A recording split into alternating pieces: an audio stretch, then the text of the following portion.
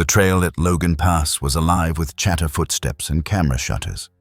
Families leaned against the wooden rails, pointing at the sweep of peaks and snowfields stretching across Glacier National Park.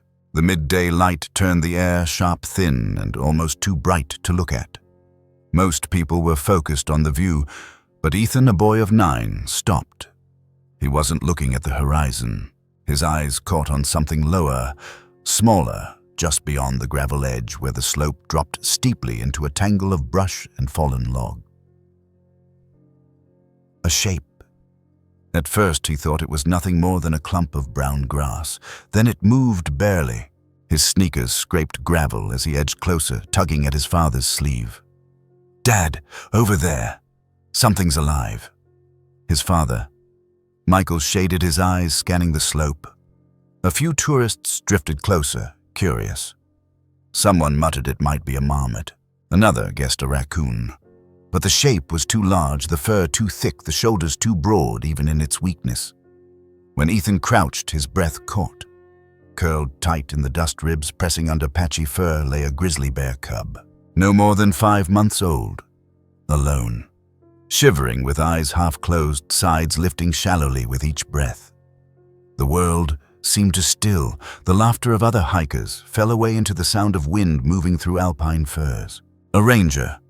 Carson approached quickly when someone flagged him. His hat shadowed his face as he knelt near the edge scanning the cub.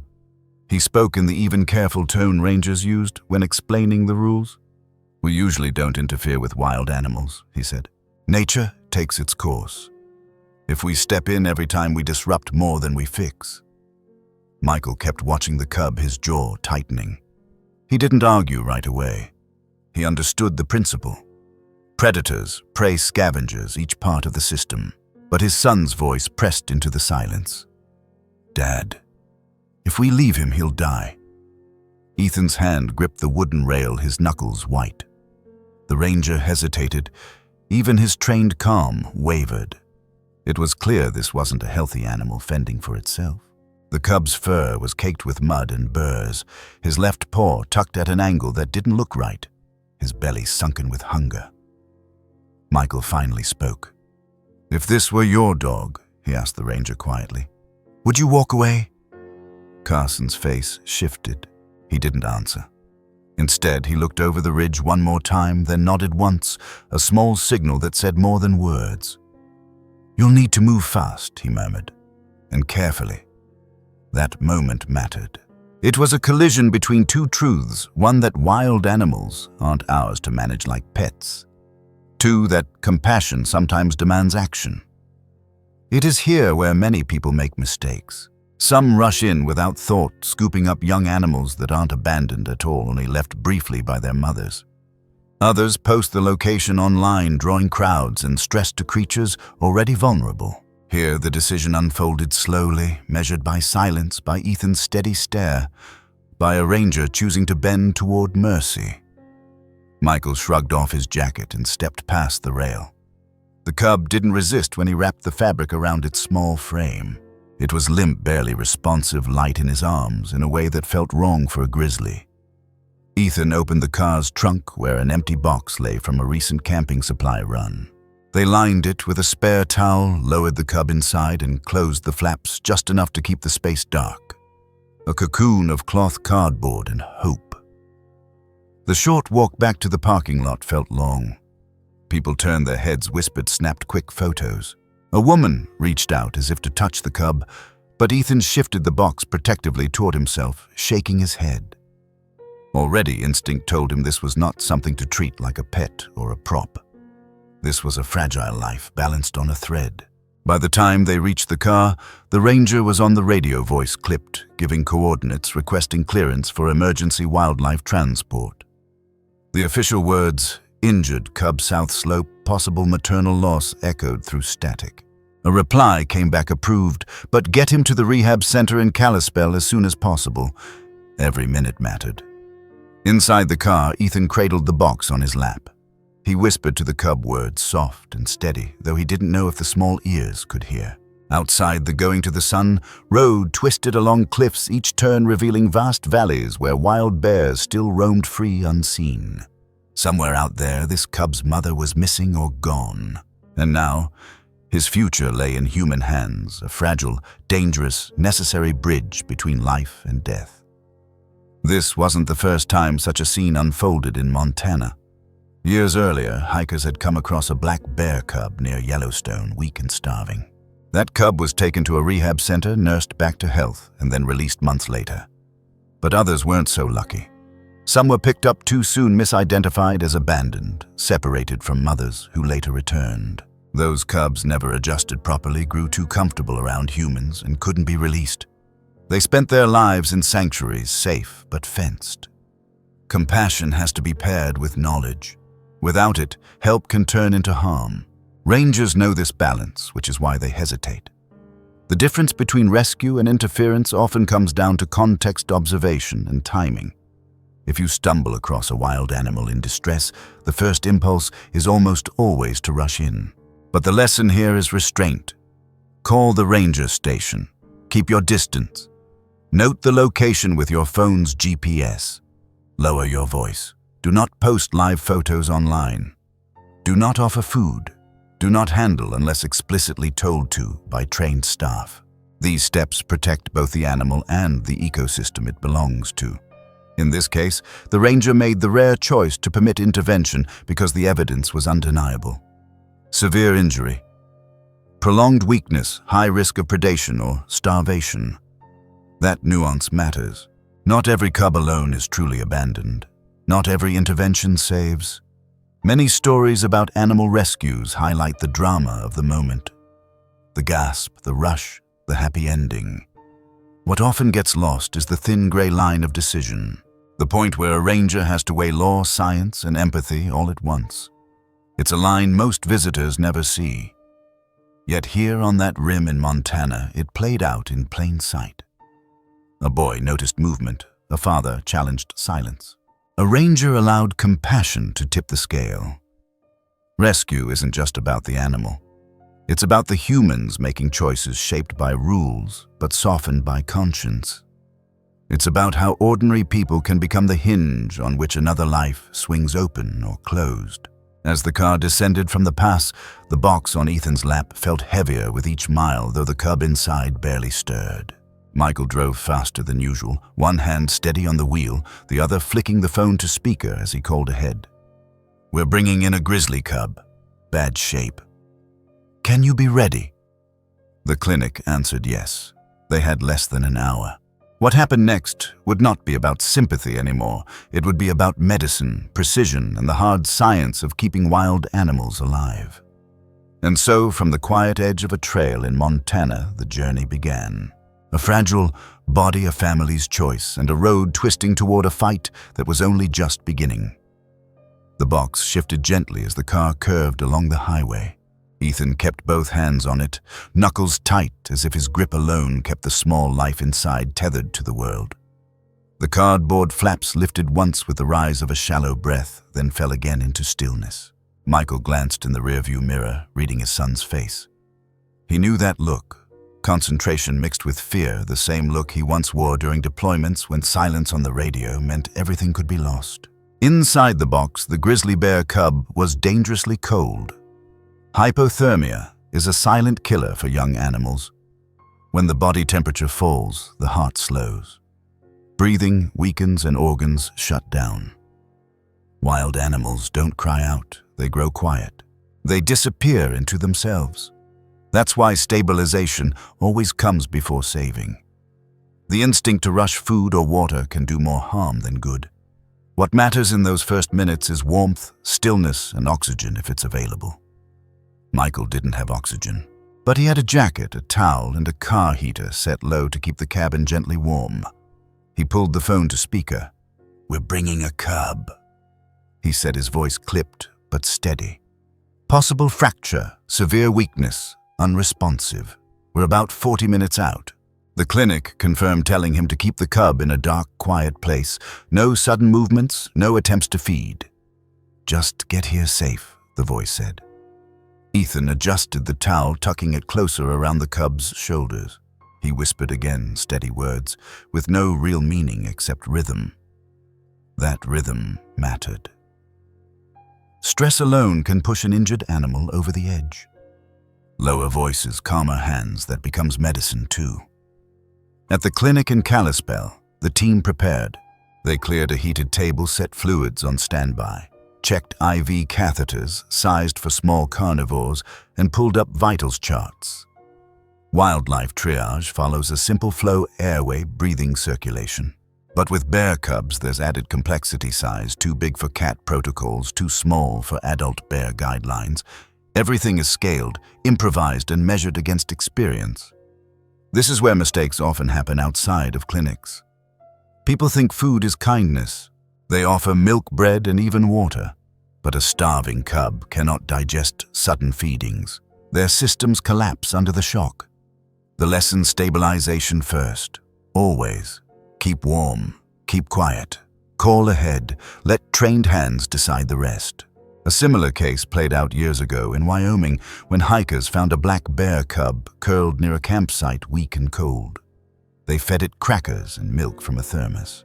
By the time rangers arrived, the cub was in worse shape, not from the original injury, but from the feeding. The rehab team worked for weeks to undo the damage. That cub lived, but it carried digestive issues that made release impossible. It spent its life in a sanctuary, safe but never wild again.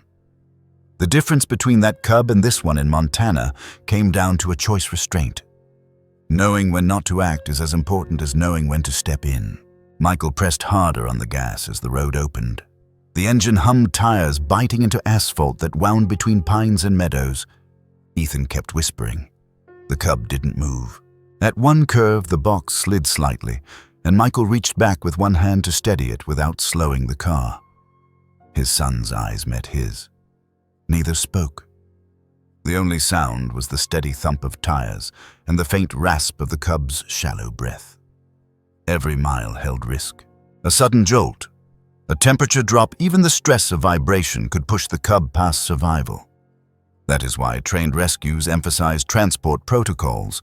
Darkness calms, towels provide insulation, air holes in the box allow steady ventilation without drafts. Car temperature must be steady, neither overheated nor cold. Most importantly, handling stays minimal. Touch increases stress. Stress increases mortality. When they pulled into the clinic lot, the staff were waiting at the door. They didn't rush or shout. They moved quickly but with deliberate quiet. A vet, Dr. Rowan, lifted the box from Ethan's lap, nodding to him once in acknowledgement. Ethan let go reluctantly, his hands tingling from holding on too long. Inside the box was placed on the heated table. The flaps opened. For the first time, bright light fell fully on the cub's body. The staff froze for a beat. What lay before them wasn't just weak, it was on the edge. That moment inside the clinic shows a truth often hidden in animal rescue videos. By the time an animal arrives, the fight is already underway, and it is fought first in silence. Triage isn't glamorous. It's numbers on monitors. Fluids dripping drop by drop. Small adjustments to blankets. The angle of a head. The lesson is patience. Viewers often expect instant recovery, but stabilization takes hours, sometimes days. Success isn't dramatic. It's quiet signs: a warmer paw, a steadier breath, a heart rate that evens out. For wild animals like grizzly bear cubs, those small victories are enormous. From the outside, this looked like a family rushing to save a cub. But from the inside, what unfolded was a chain of protocol. A ranger making a call. A father following instructions, a child holding silence, a clinic preparing with precision.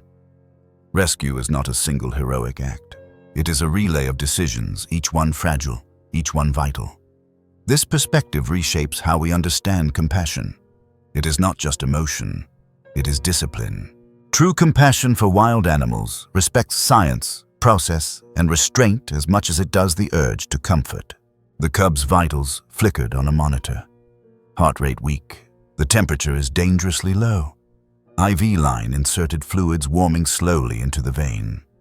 Oxygen mask placed near the muzzle, not forced, just close enough to enrich each breath. The team worked without wasted motion. Ethan and Michael stood behind the glass, watching silent. The boy pressed his forehead to the window. The cub didn't stir. For long minutes, nothing changed. Then the heart rate monitor ticked up one beat, then another. It wasn't a victory, it was survival for another hour. That night, as machines hummed and blankets warmed, the cub hovered between two outcomes.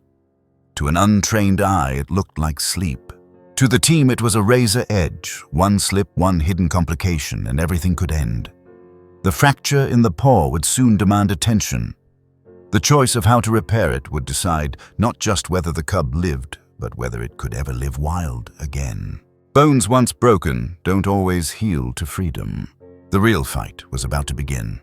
Not with fluids or blankets, but with surgery precision. And the question every rehab faces is survival enough if release isn't possible. The X-rays lit up the darkened room with sharp white lines and shadows.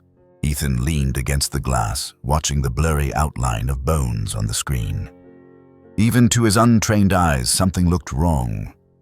The cub's tiny foreleg twisted beneath his body. When they found him, now appeared fractured in more than one place.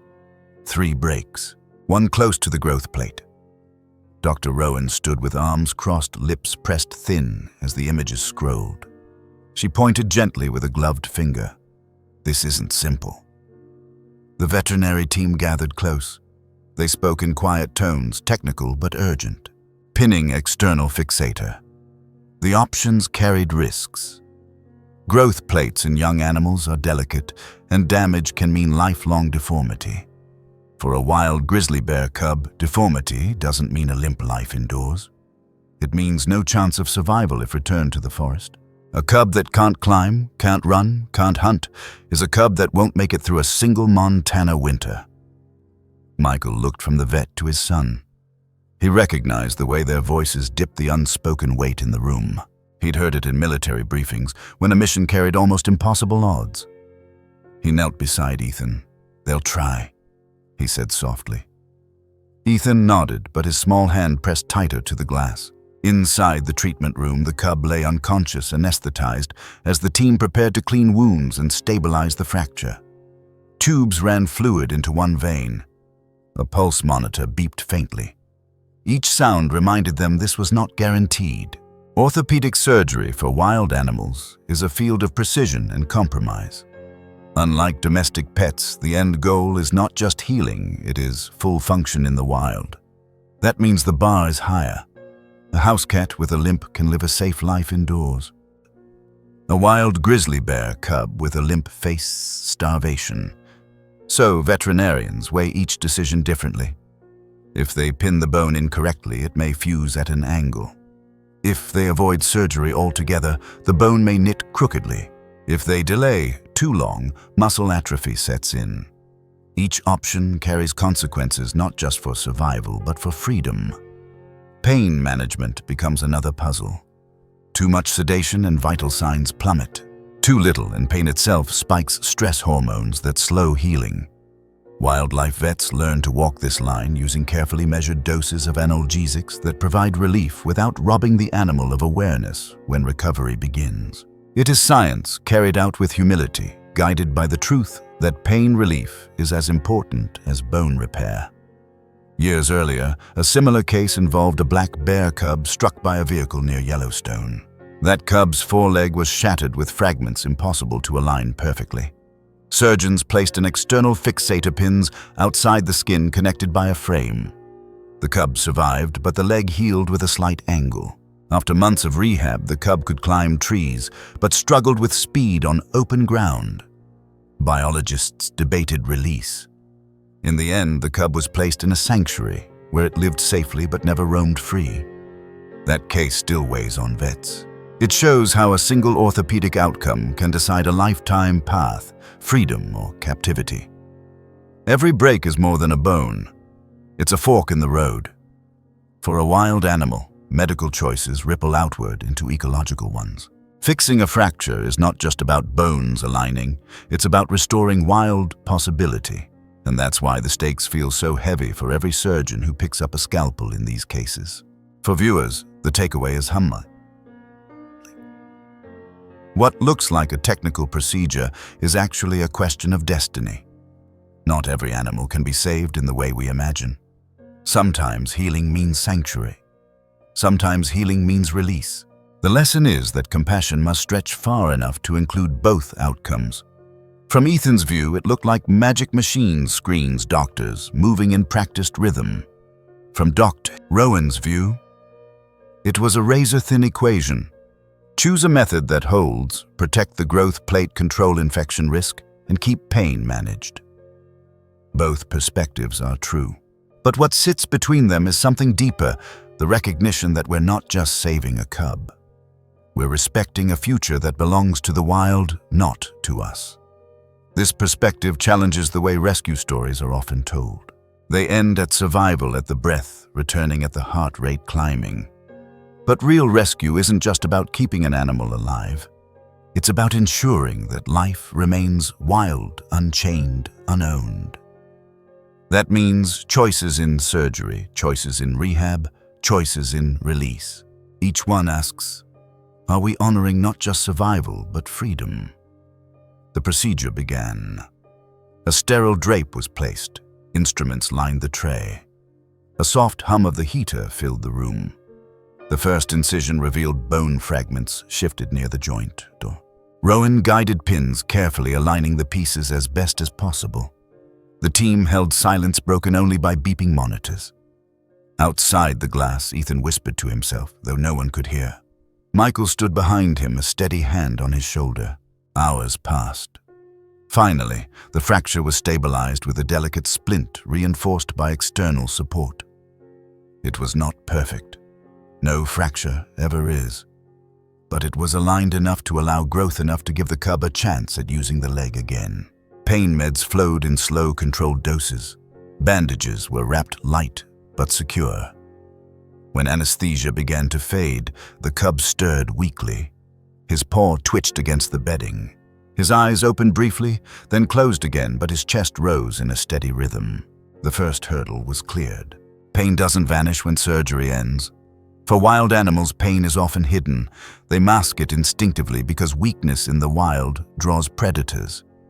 That makes assessment harder.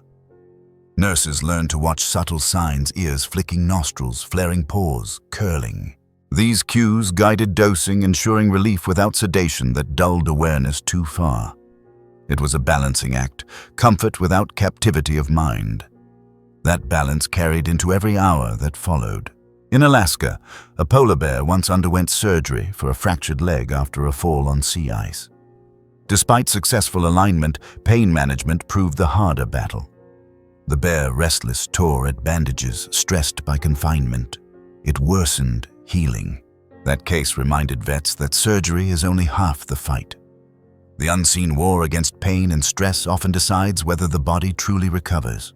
For this Montana cub, the team carried those lessons forward: less handling, more observation, quiet surroundings, careful rotation of meds. In a world used to fast results, orthopedic recovery forces slowness.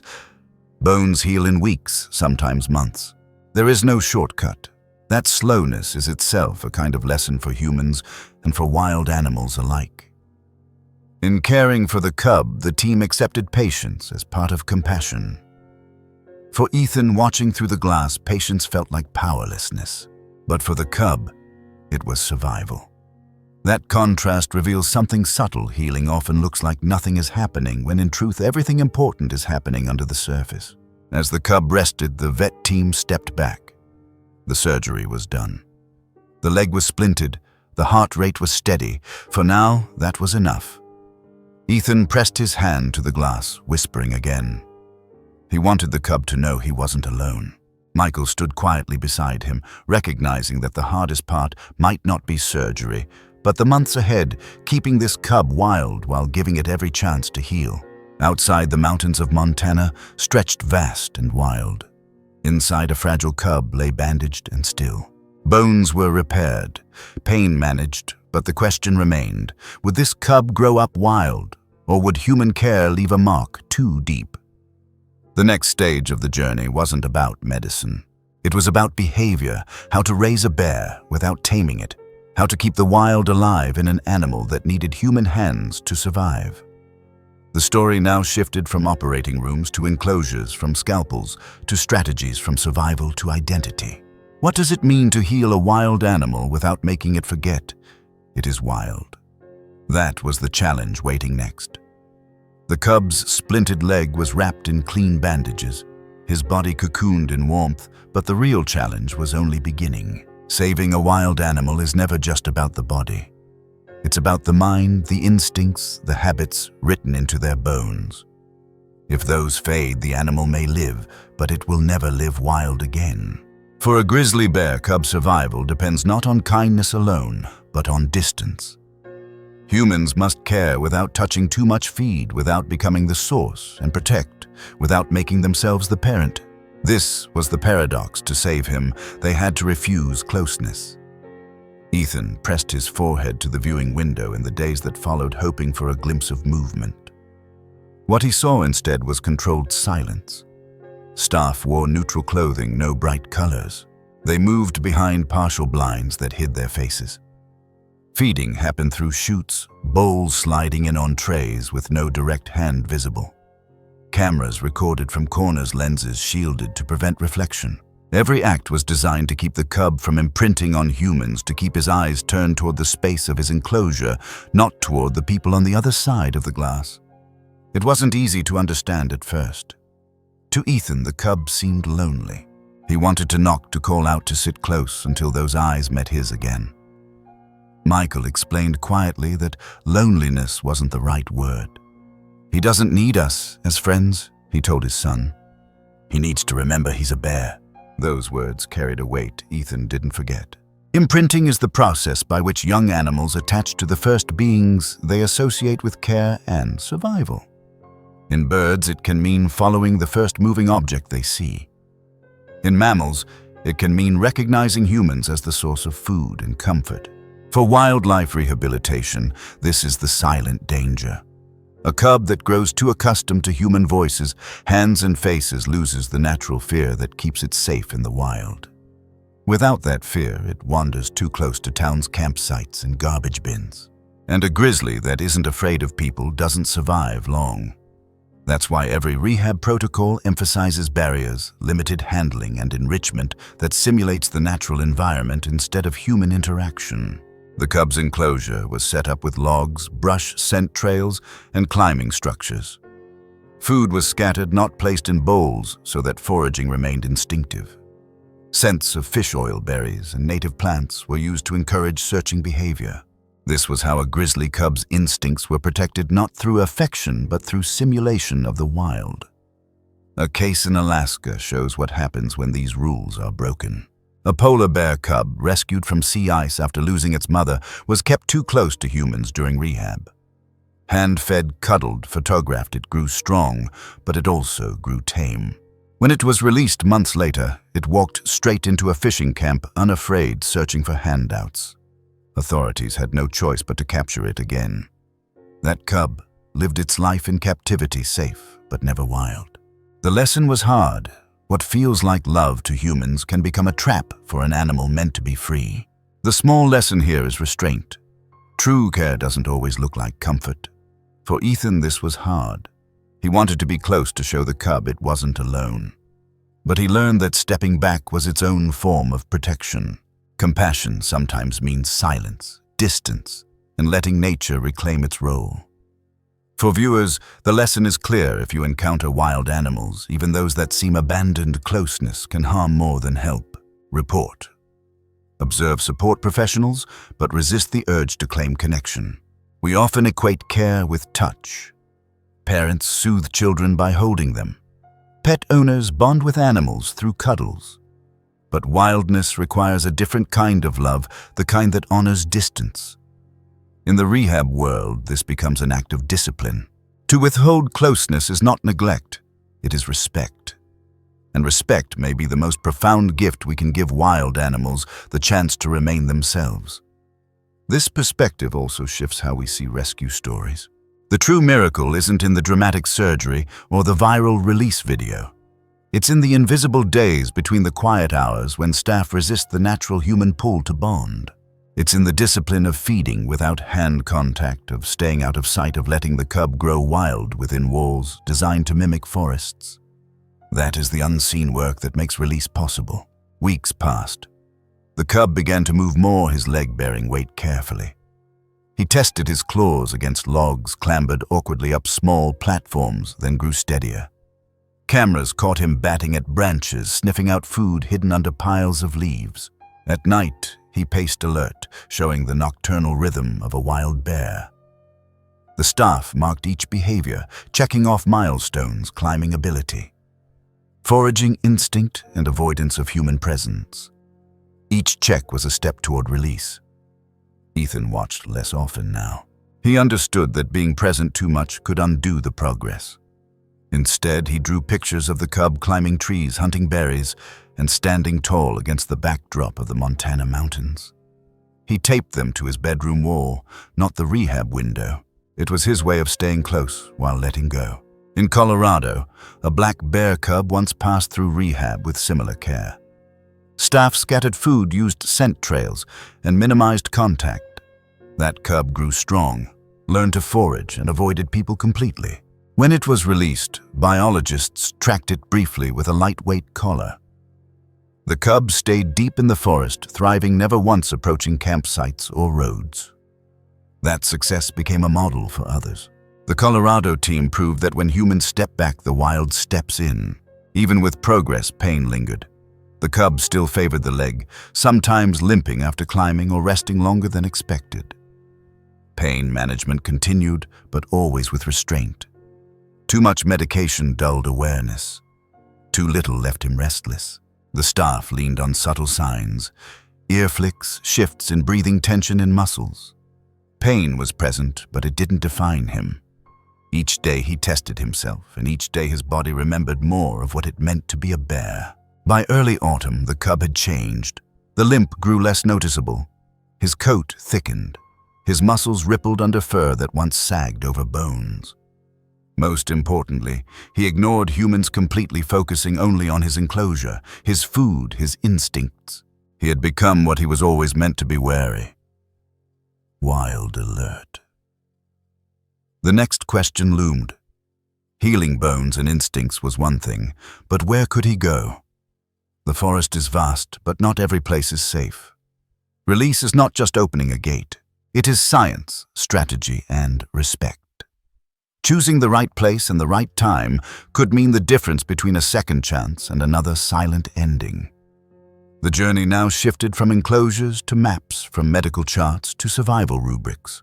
The cub's future would depend not just on his strength, but on the landscape waiting beyond the walls. The cub's limp had nearly faded. His coat was glossy, his body solid, his instincts sharper with every day. Yet inside the rehab center, no one celebrated too quickly. Healing was only half the story.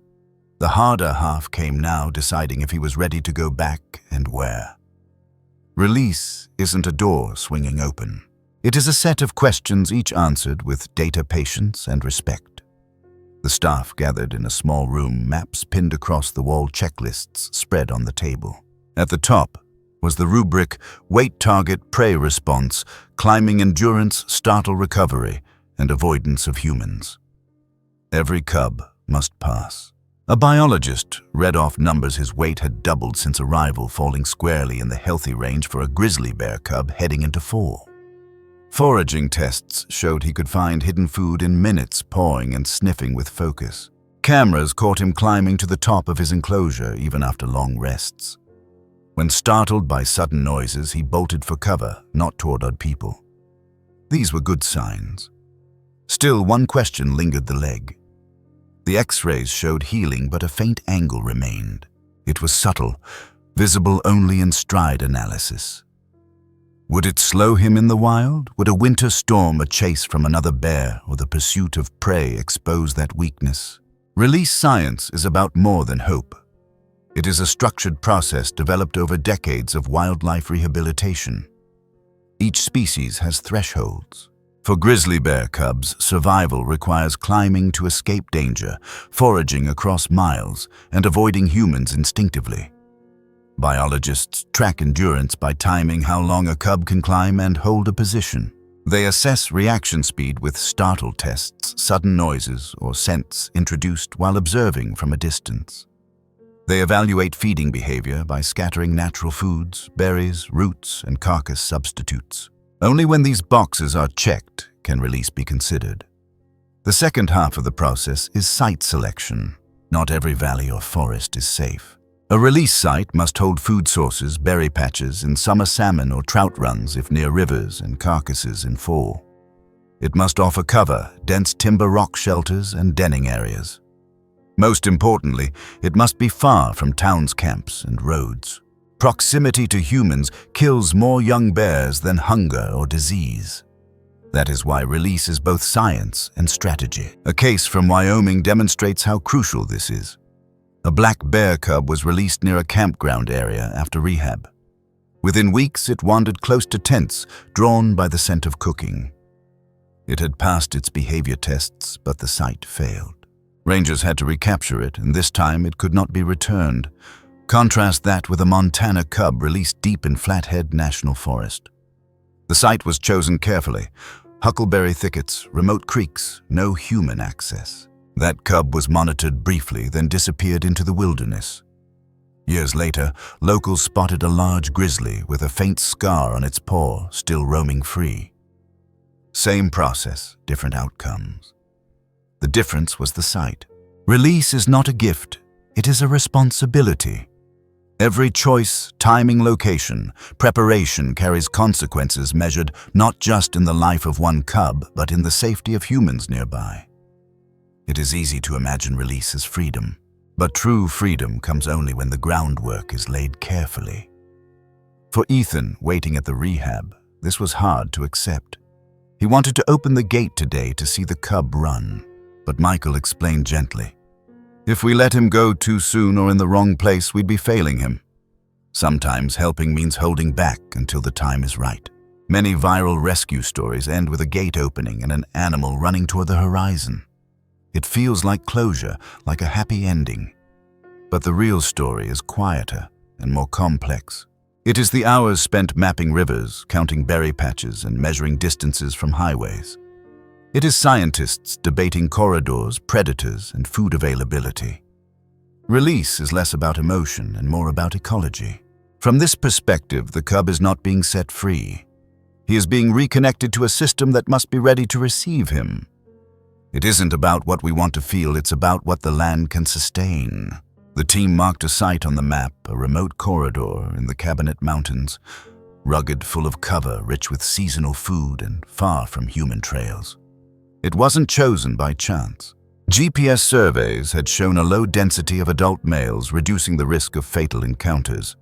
Streams carried trout meadows, held roots and shoots, and berry bushes lined the ridges.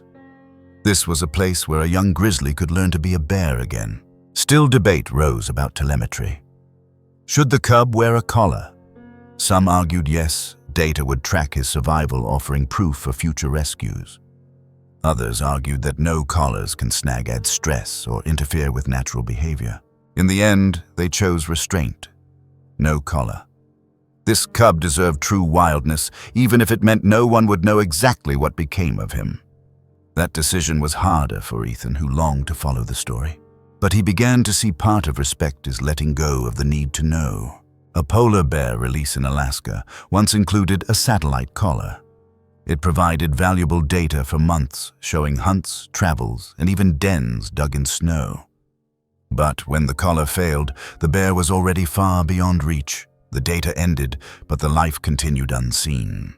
That story taught researchers that sometimes knowledge comforts us, but the animal doesn't need our comfort. It needs only its land. The cub in Montana passed every test.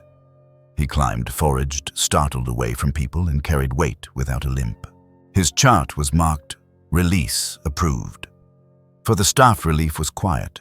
For Ethan, it was joy mixed with fear. He asked the question no one answered fully. What if he doesn't make it?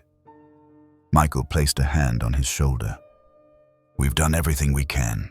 Now it's his turn. Maps folded, supplies packed, plans set. The release was coming soon, but there was still one more piece funding. The surgery, the rehab, the site preparation, none of it came free. The truth is, stories like this depend not just on science and care, but on communities willing to invest. The next step in the cubs' journey was not only about wilderness, it was about people, ordinary people, choosing whether these rescues continue at all. The decision to release the grizzly bear cub into the Cabinet Mountains had been made. But behind the quiet maps and rubrics was a truth no one could ignore. None of it would have happened without resources. Every IV line, every X-ray, every splint, every meal of berries and fish substitute had a price. Wildlife rescue is compassion translated into invoices. And yet this story carried further than anyone expected because people beyond Montana cared enough to make it possible. It began with a single photograph. A staff member had snapped it one late night in the clinic, careful not to disturb. The cub lay curled under blankets, a paw bandaged machines blinking softly beside him. In the corner of the image was a crayon drawing Ethan had taped to the glass, the cub standing strong on a ridge. The caption was simple, "Still fighting." The picture was posted quietly on the rehab center's social page. No one expected much. By morning, it had been shared thousands of times. Comments poured in. "Don't give up, little one. How can we help?" Donations began as small trickles, $5 here, $10 there. Parents wrote they were giving on behalf of their kids. Teachers shared the story with the classrooms. Some sent handmade cards. Within a week, the fund covered the cub's surgery costs. Within 2, it had extended to pay for food and long-term rehab supplies. What struck the staff wasn't the size of donations, it was the number. Thousands of strangers scattered across the country gave enough to carry a cub from the edge of death to the edge of freedom. Rescue work often looks heroic, but the backbone is logistics. Medical supplies, enclosures, food heating pads, staff hours. Every piece costs money. Unlike zoos or private facilities, licensed wildlife rehab centers rely heavily on grants and donations. Transparency is key.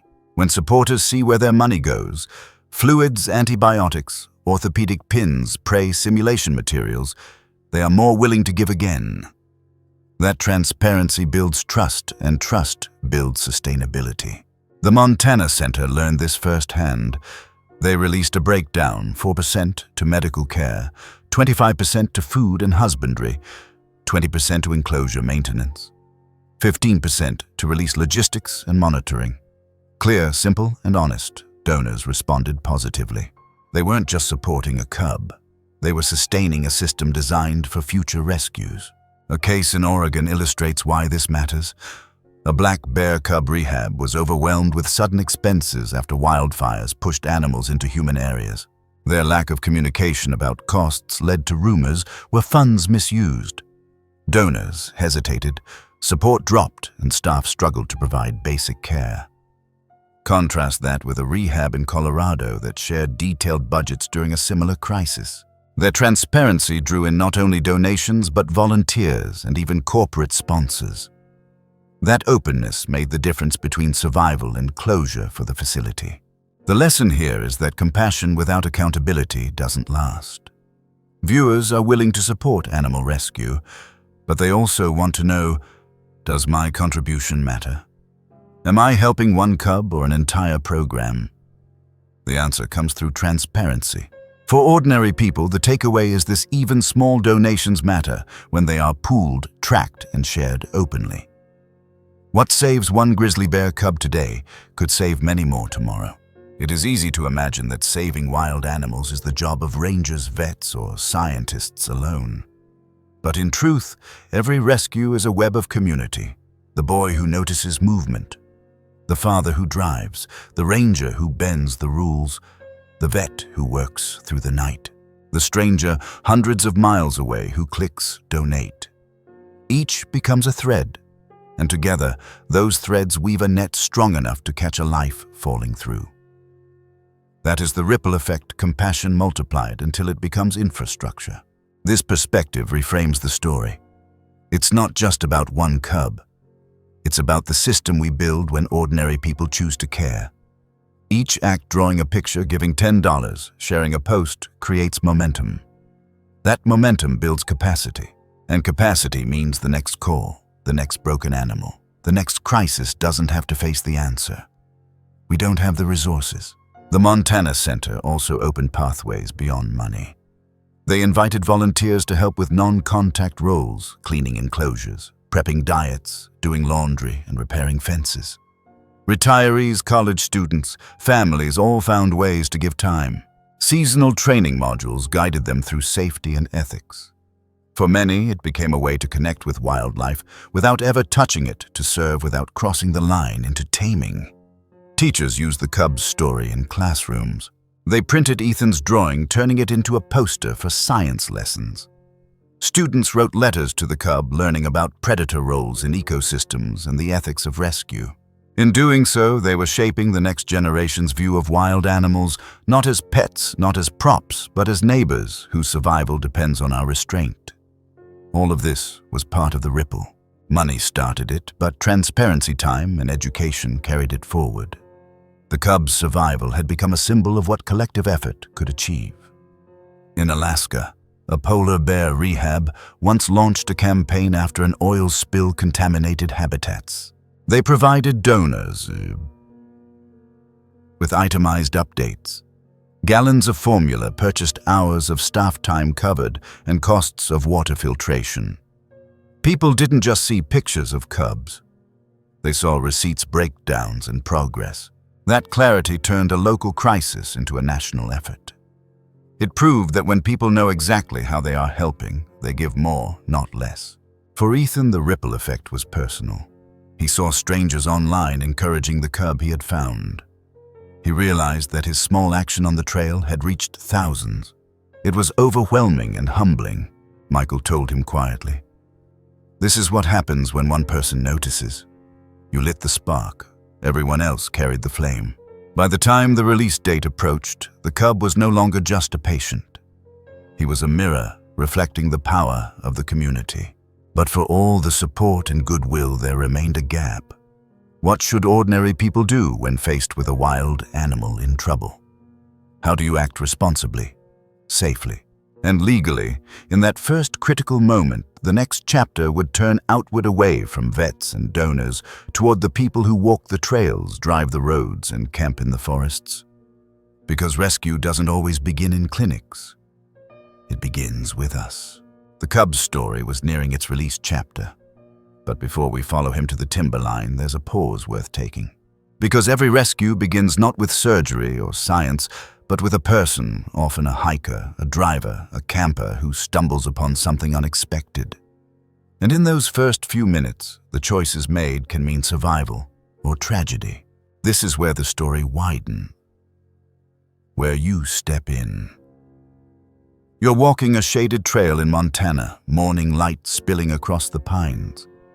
Ahead, you spot a small animal lying still beside the path. A grizzly bear cub. A black bear cub. Maybe just a raccoon. It twitches, fragile, out of place. Your first instinct might be to run forward, scoop it up, and offer food or water. That instinct is human. But in wildlife, rescue instinct must be tempered by discipline. What you do next matters more than anything. The first step is distance. Do not touch. Do not crowd. Animals under stress burn precious energy when surrounded. Step back, lower your voice, and watch quietly. The second step is information. Note your location with GPS if possible, or mark landmarks. This becomes vital for responders. The third step is communication. Call the local ranger station, game warden, or wildlife rehabilitation hotline. They know what questions to ask. Is the animal moving? Are there visible injuries? Is the mother nearby? Many times, what looks abandoned is not. What not to do is equally important. Do not feed. Wild animal systems cannot handle sudden inappropriate foods. Do not handle unless explicitly directed by professionals. Do not post the exact location online, no matter how much you want to share. Crowds of well-meaning people often make things worse. The rule is simple: stabilize the situation by leaving it undisturbed until trained help arrives. Years ago, a family camping near Yellowstone found what they thought was an abandoned black bear cub. They gave it milk and crackers, then posted photos online with location tags. By the time rangers arrived, dozens of people had gathered. The cub was stressed, and its mother, who had been foraging nearby, was frightened off. That cub never reunited with her. The family meant well, but their actions changed the outcome forever. Contrast that with hikers in Montana who spotted a fawn alone. They called the ranger station, marked the GPS, and left. Hours later, rangers confirmed the doe returned. No harm done. The difference was restraint.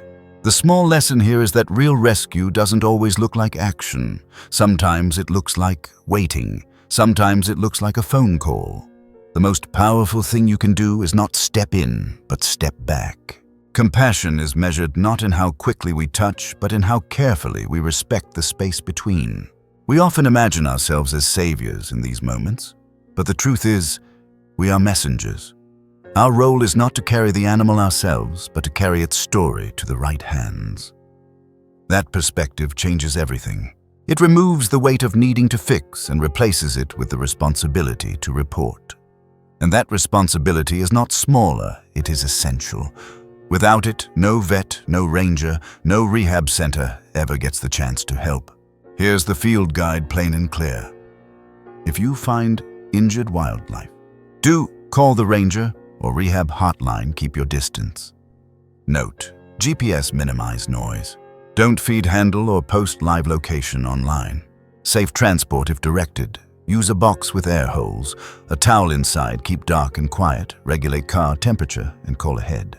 Support responsibly, donate to licensed rehabbers, fund specific items like formula antibiotics or heated bedding, and check for state permits before giving. Volunteer on ramp. Many centers need help with cleaning laundry, meal prep repairs, roles that don't risk imprinting. Conflict prevention near parks secure. Trash, never feed wild animals, leash dogs, and report problems early. Emergency car kit. Keep a cardboard box, towels, gloves, and rehab contact numbers in your vehicle if you spend time in wild country. In Colorado, a couple hiking with their kids found a small fox injured near the roadside. They didn't touch it. They called wildlife services, gave GPS, and waited at a distance until responders came. Later, they learned the fox survived rehab and was released. The family was thanked for doing everything right. Their story shows that ordinary people, by simply holding back, can set the stage for survival. Teachers can also be part of this field guide. Print drawings like Ethan's, use them in classrooms to talk about ecosystems, predator roles, and rescue ethics. Invite students to write letters. Dear Grizzly Bear Cub. That exercise teaches empathy and responsibility at the same time. It reminds children that wild animals are neighbors, not pets. Every state has laws about handling wildlife. In Montana, as in most states, it is illegal to take wild animals without authorization. Good Samaritan protections may apply when directed by officials, but independent action can bring fines and, more importantly, harm the animal. Understanding this keeps both people and wildlife safe. Rescue is not about breaking rules, but working within them. Think back to the cub found at Logan Pass. If Ethan and Michael had scooped him up without telling anyone, if they had driven him secretly home, the story would have ended differently. Instead, they worked with a ranger, followed protocol, and gave professionals the chance to intervene. That choice gave the cub his chance at freedom. The reflection is simple: rules exist not to limit compassion, but to shape it into something that truly works. By now, the cub had passed every test. His weight was strong, his instincts sharp, his future waiting in the Cabinet Mountains. The field guide was written not just for him, but for us. For the next time any of us comes across a life on the edge of survival. Yet even with preparation, nothing compared to the moment itself, the crate door opening the first step back into the wilderness. That final chapter was waiting, carrying with it not only release, but meaning. The morning was still when the truck pulled to a stop at the edge of the Cabinet Mountains. Mist drifted across the valley, curling through pine and alder. The crate rested in the back, quiet, except for the steady breath of the grizzly bear cub inside. Months of medicine, discipline, patience, and waiting had led here. Ethan stood close to his father, his hands tucked into his sleeves, his eyes fixed on the box. No one spoke. The ranger unlatched the door. The hinges clicked softly, and the panels swung open. For a moment, nothing happened. Then a paw extended, claws catching the dirt. Another step, careful and slow. The cub eased forward, bandaged, months gone, body stronger, now instincts sharp. He sniffed the air, ears twitching, nose testing the world. For a heartbeat, he looked back at the humans, standing silent at the boy who first saw him. Then he turned and walked into the brush. His body melted into shadows, swallowed by green and stone. The crate stood empty. Silence stretched across the clearing, broken only by the wind moving through spruce. Ethan's throat tightened. He whispered, "Goodbye." And then he smiled, because goodbye meant the cub was free. Release is more than a ceremony. It is the final test of preparation. In that moment, the cub must prove he remembers who he is, wary, alert, independent. The absence of hesitation, the choice to move away from people and toward cover, is itself a sign of success. Biologists know this. Every muscle twitch, every step is observed. If the cub had lingered, if he had turned back for comfort, the release would have carried doubt. Instead, he did what wild bears do, vanish. That vanishing is the proof. Other stories mirror this one. A black bear cub released in Colorado bolted straight to a cluster of aspen, climbing high before disappearing down the far slope. A polar bear released in Alaska walked steadily towards sea ice without looking back. Each release is different, but the theme is the same: freedom looks like distance. What matters is not whether we see them again, but whether we don't. Their absence from our lives is the mark of our success. The lesson in this moment is humility. Rescue stories often feel like they belong to us, our discovery, our care, our triumph. But the real point is letting go. The cub was never meant to stay. His wildness was not ours to keep. The greatest act of compassion was to release him into a life we will never witness. That humility is hard. We want updates, photos, and certainty, but wild animals do not exist to reassure us. They exist to live their own unseen stories. From a scientific view, the cub's chances are stronger because of the preparation behind him. He met weight goals, passed foraging tests, climbed, startled, and fled from human presence. The site chosen held seasonal berries, fish runs, and denning cover. Each decision was rooted in ecology and decades of research on grizzly survival. Knowledge guided every step, ensuring this was not just hope, but science. Still, no release comes with guarantees.